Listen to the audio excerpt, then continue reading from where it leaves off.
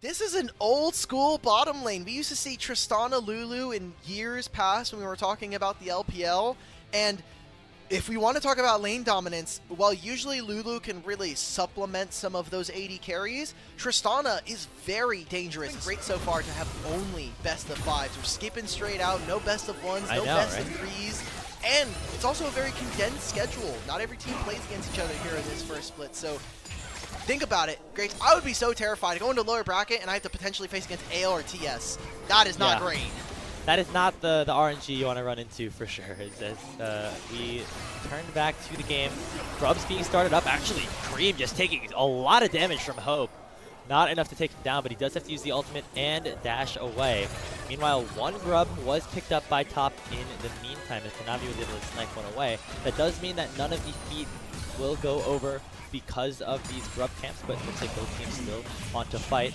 AL and Tarzan looking to try and at least make it an even trade so far in the Grub. Jackie Love has to rocket jump away. That is the first Grub secured for AL, but 369 in the middle of everything and might actually just get singled out in 1v4, but Flandre jumps away. It is first blood picked up here for Shanks, and anyone's legends are running away with this team fight. Hope gets his first kill. It is 3-0 around the Grub. That's the feat of strength. Feat of warfare is immediately gained by AL. And I had some questions because 369 was putting pressure onto Hope, forced him to flash in the mid lane. OMG last year had a good run into the internationals, but now maybe running into a bit of that sophomore slump in a way. And it will be AL continuing their dominance across the Rift. They're going to pick up this first dragon of the game with the Hex deck going their way. Grapes, that sinking feeling. While TES do have range advantage as the game goes on, Unital Wildairs has also just been an item that has been extremely terrible. Well, not terrible, but just crit itemization's in a weird spot.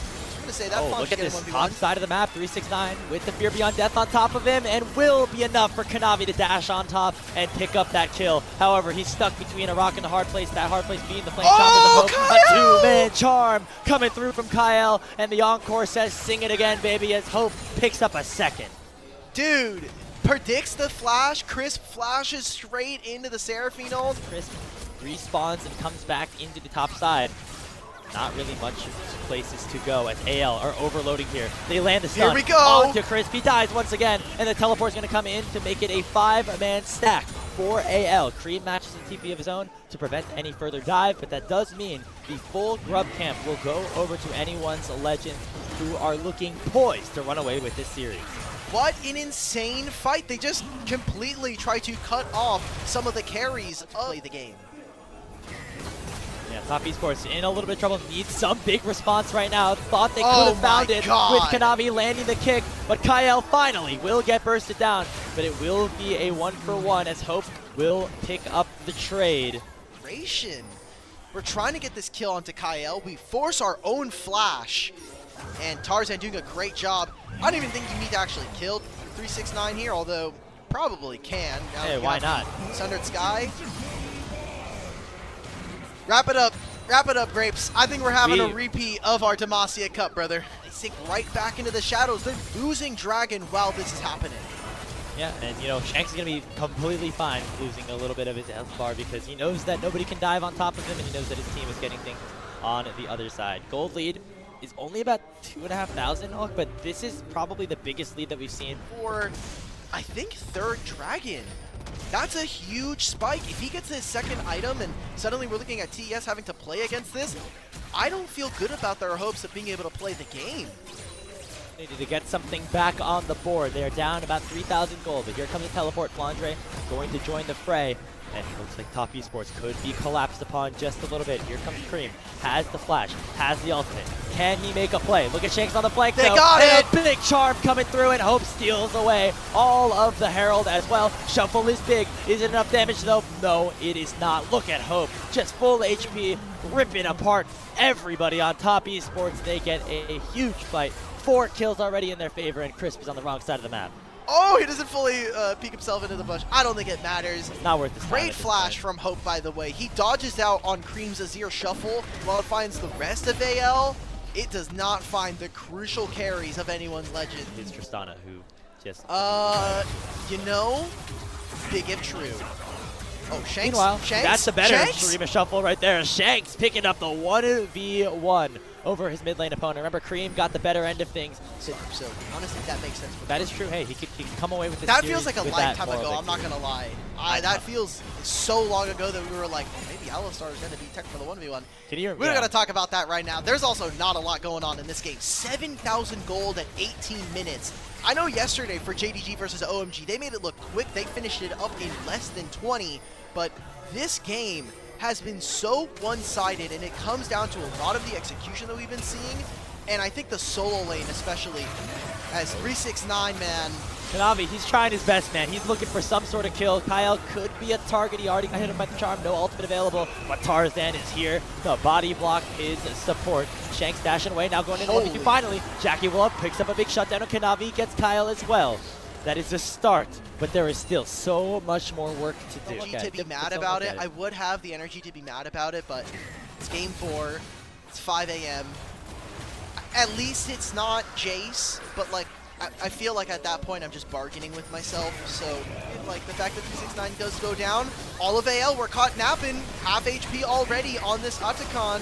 Can AL get here in time? They're looking to be fighting after the revives. Okay, I mean, this is a good way to potentially flip the game. They actually just get there first. All of a sudden, top esports could be right back into this game. They pick up the Otacon, they have the respawns in their hands, and they could just send themselves straight towards the tower, pick up an objective bounty, throw their lives away because they know that they can end up right back in spawn by the time any other objectives do spawn. They get the tier 1 in the top side, looking for this tier 2 now with just a couple of minions here to guide them. They can shred these turrets, and they have the turret bounties as well, so there's a lot of gold being slingshot back into TES. Yeah, Hope is hitting on this mid wave. 5 grubs. All that AL needs to do is somehow be able to stop them. Tristana's getting engaged upon. We see Jackie Love getting a little frisky with it. Has to move and jump over. Inhibitor open, he's going to cancel the backs. 369 is back, but that is it. And now it can be a potential numbers advantage on the other side for anyone's Legends. Cream actually going to cash in on another objective bounty with AL completely focused on the top side of the map. Uh-oh. An outer turret picked up. Question is now, will he be able to escape? Oh, no, he's not! Shanks cancels the teleport with the abscond abduct, and now it is the Wild Goose chase. It will begin, and it will not last for very long. 369 will go down to Shanks. All of TES, they were like, okay, maybe we can reinforce this, but that's a teleport down for 369. He's also dead for 40 seconds. And they're just all in this bottom side. Are they going to try and make this play? It's Shanks by himself. Look at Kanavi finding the kick onto Shanks, forcing the stopwatch out of him. Flandre is tanky, but doesn't do a lot of damage. And that is Jackie Love picking up one of the main carries of AL. So now Shanks will be dead for the next 40+ seconds. Anything. Got 5 grubs. Maybe AL can look for a fight afterwards and push to end the game. There is an open inhibitor. Yeah. Maybe top don't want to do anything too risky because the game could end, but it looks like they do want to go for a fight. It will be a numbers advantage for them until Shanks arrives. Baron finally secured. Flandre has to flash away. They land the Fear Beyond Death. That's going to slow them up pretty well. Jackie nice up by the Flame Choppers. Really good spacing opened up here by Hope, and now Shanks has arrived, and it will be anyone's Legends coming through and wiping the floor with top esports. They go 5-0 in the fight. They get the Baron, and they will get the game, and they will get the series win. Long death timers, and Kanavi got into the back line, but it just doesn't matter. Anyone's Legend, make it happen. They have a repeat of the Demacia Cup Grand Finals, and they're going to be moving up in this group 2-0. People were wondering, was that win in the Demacia Cup? Was it a fluke? Was it a myth? No, it was a legend being born. Anyone's Legends take down top esports 3-1. These were some of the best highlights from today's matchup. Which moment was your favorite? Let me know in the comment section below. This is OP, and I'll see you tomorrow. Take care.